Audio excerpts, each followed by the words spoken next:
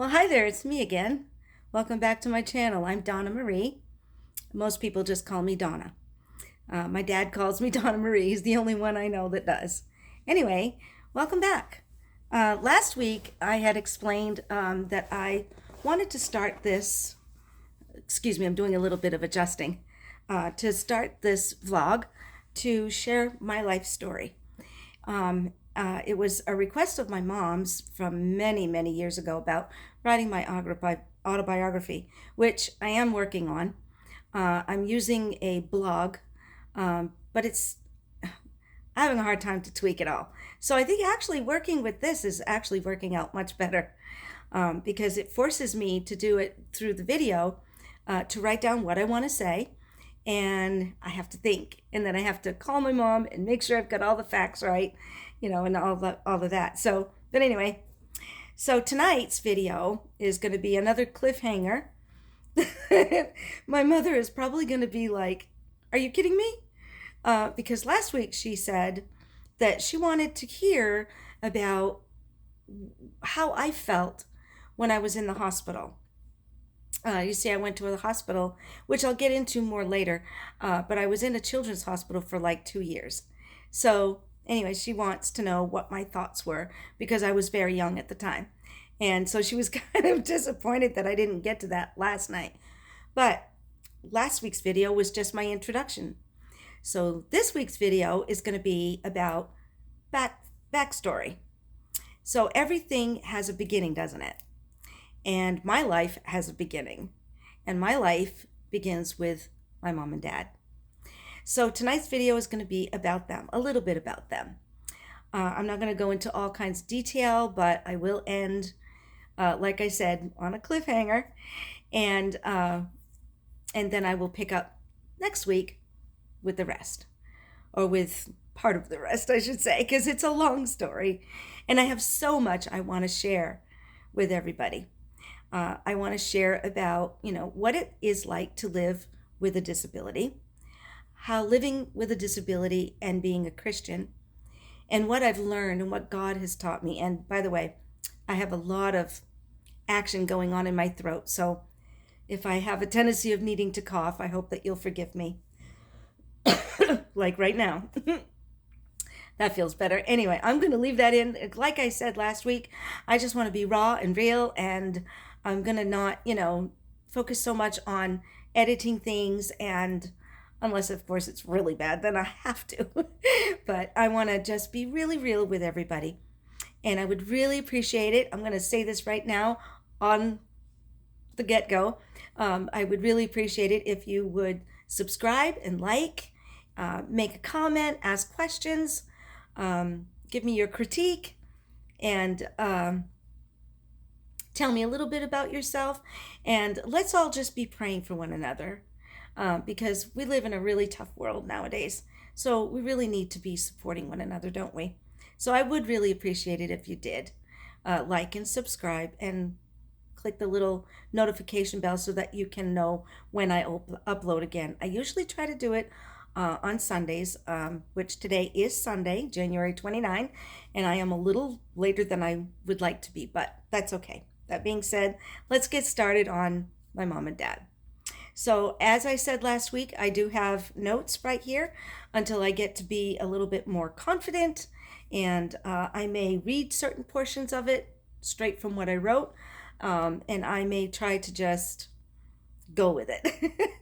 So anyway, so let's talk about mom and dad. My mom and dad were post-war babies. Post-war World War II, let me correct myself there. And I'll begin with my dad. My dad is the third youngest, I think it is, of a family of 11. He had two siblings after him, and he comes from a family of 11, as I just mentioned. He was born in 1936, and he's the last remaining member of his family. And currently, sadly, my dad is suffering with the end-stage Alzheimer's, and he is now 86 years old. I almost said 36 years old. I wish. And while my mom and I are anxiously anticipating what comes next, and what things will look like, what the future is going to look like. One of the things that we do believe very strongly is that God will carry us through, and that He knows the plan, and that He will direct our steps and help us to get through this next phase of life, even though we don't understand it, and of course we don't like it. My dad and his siblings' upbringing was very strict and often traumatic, unfortunately. But it caused him to be the polar opposite of what environment that he grew up in.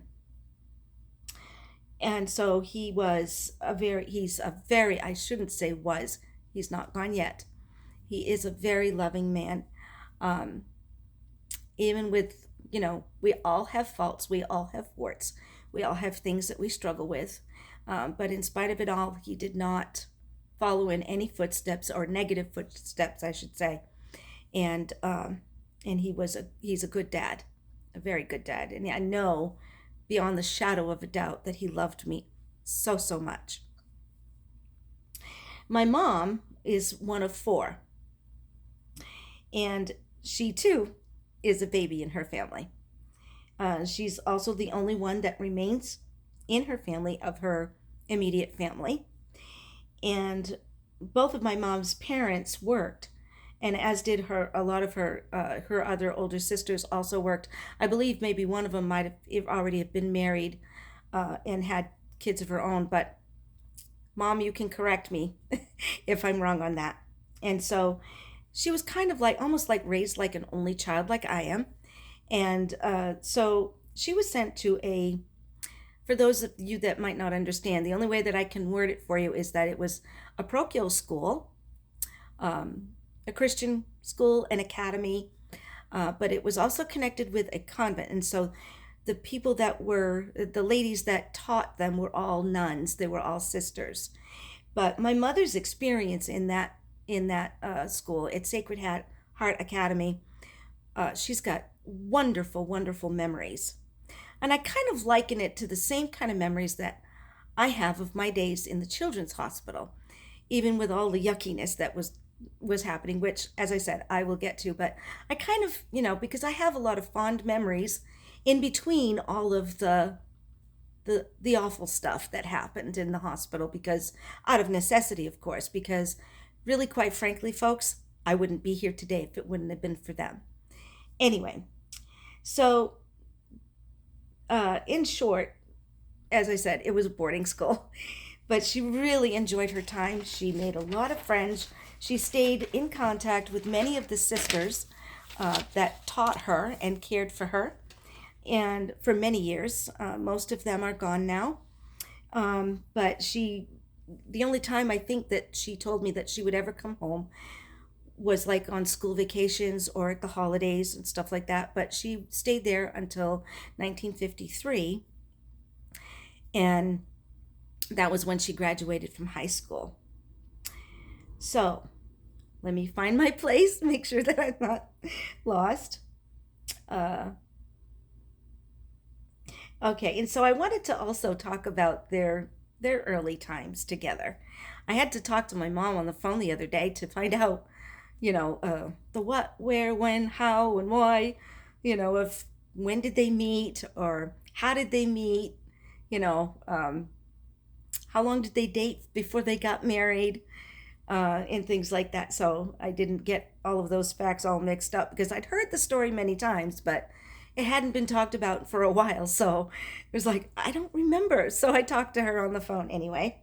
And she told me that they met on a kind of a blind date. She said that they worked at the same shoe shop, but in different departments. And she knew of him, but didn't know him, hadn't actually met him. And so a mutual friend of theirs, I guess, kind of put them together. She was she played Cupid and got them together on a first date. And I don't remember, I didn't even think to ask Mom whether this was a single date, or did they double date with another couple for the first date, but I remember a funny little story that she told me, that when they went on that first date. I believe it was that first date. She said he was so nervous, and she said that his chin was quivering. She says that she also remembers something in particular about him, was that his lips were really red. Rosy red and always wet. And I think it was, she said, I think it was because he always went, always licking his lips all the time. It was probably a tic that maybe he had because he was nervous about this first date with this beautiful woman, my mother. So she said that was one thing that she noticed about him that first time. And that was something that I didn't write on my notes at all. So then they clicked, and they've been married ever since. They've been married for this past September, made 65 years.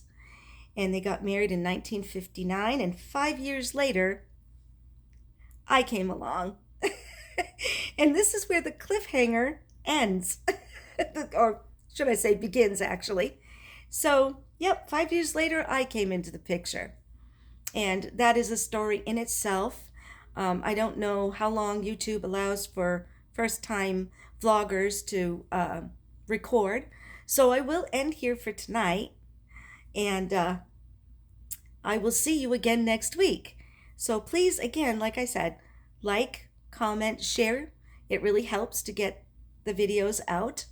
And click the notification bell so that you can see another video when it comes up.